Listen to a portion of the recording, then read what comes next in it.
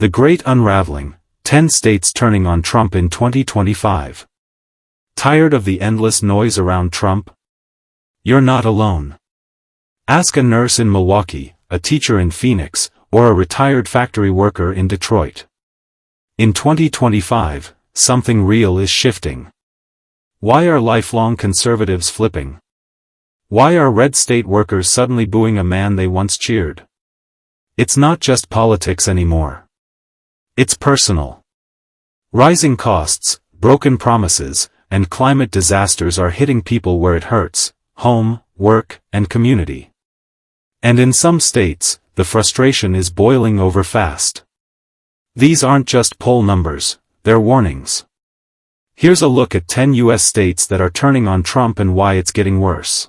Number 10, Utah. How do you lose favor in one of the most conservative states in America?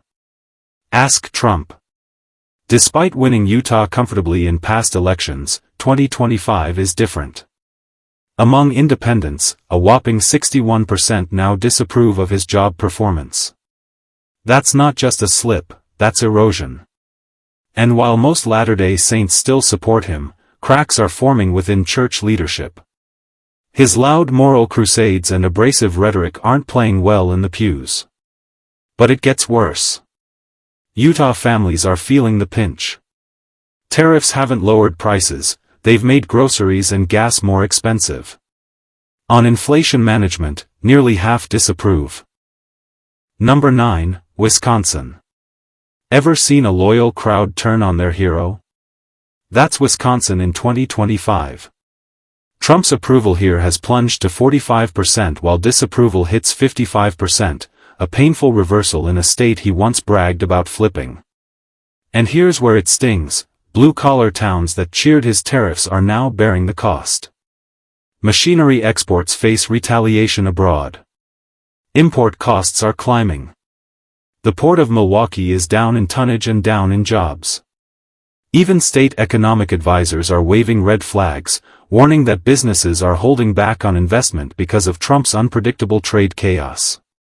Sound bad? 8, Virginia. Ever heard of a president losing support from the very people who keep the government running? That's happening right now. Over 320,000 federal workers live in Virginia, and they're furious. Trump's government efficiency plan sounds nice until you realize it's slashing jobs like a wrecking ball, with up to 70% of those federal roles on the chopping block. Northern Virginia, once economically solid, could see unemployment triple. Harsh?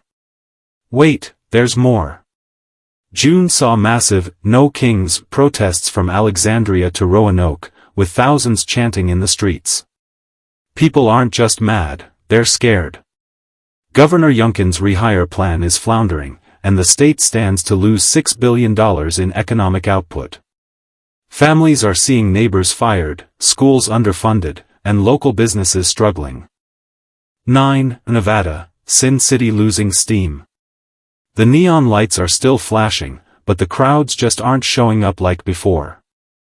Las Vegas, long the heartbeat of American tourism, is quietly losing steam in 2025. Visitation dropped nearly 7% in Q1 alone, with March figures falling by 8% year-over-year. Strip hotel occupancy sits at 83%, down noticeably from last year, and that's during peak convention season. International tourism has taken a nosedive, especially from Asian markets. Rising travel costs and shifting global priorities have made Vegas less of a must-see. Plus, the explosion of casino resorts in other states has cannibalized demand. Why fly to Nevada when you can gamble closer to home?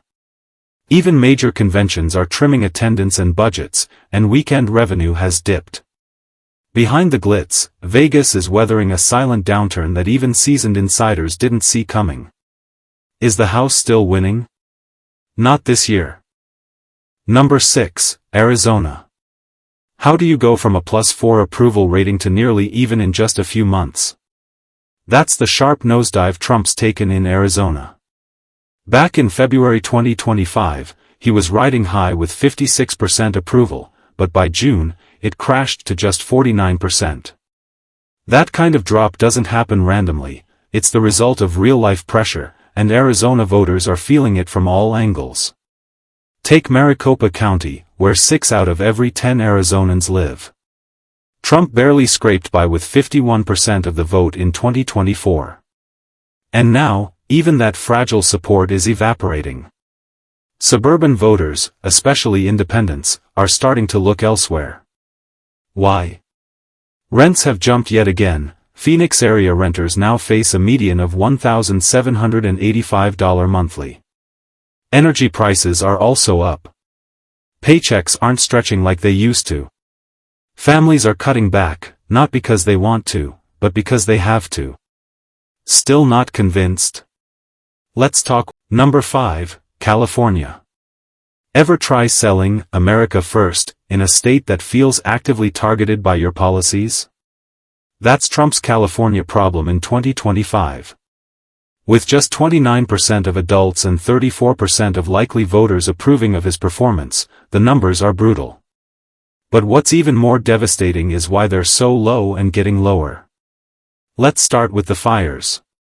Nearly half of Californians say wildfires are a big problem in their communities. And it's not just about smoke-filled skies, it's insurance rates, destroyed homes. Number 4, North Carolina. Why would a state that once flirted with Trump now be pulling away?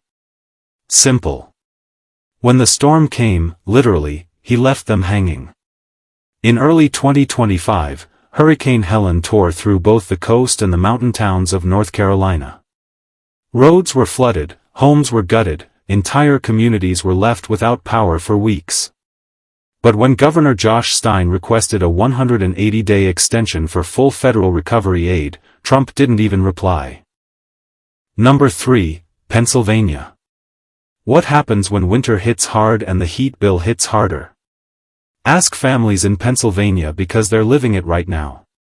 In 2025, propane prices are climbing again, averaging nearly $2.91 per gallon.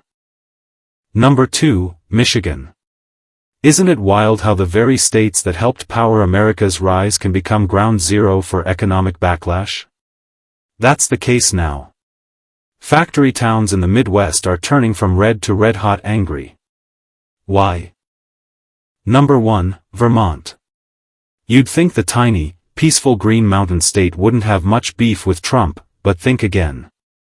Vermont may be small in size, but it's making the loudest noise against the former president in 2025. And the reasons? Let's just say it's a perfect storm of climate outrage, legal wars,